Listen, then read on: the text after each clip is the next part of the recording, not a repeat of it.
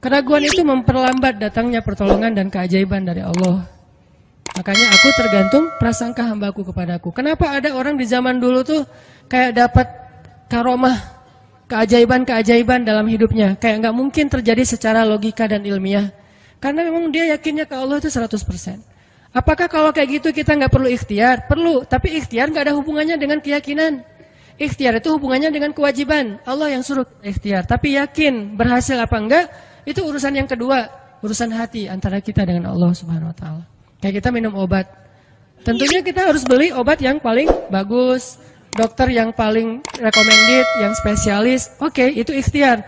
Tapi kalau sampai hati kita terlibat dengan ikhtiar itu, meyakini bahwa kalau ini pasti sembuh, kalau ini kayaknya nggak ada harapan, soalnya dokter juga nggak ahli, berarti hati kita sudah terpaut dengan makhluk dan berarti sudah berkurang yakinnya kepada Allah. Saat itu kita tidak akan melihat keajaiban.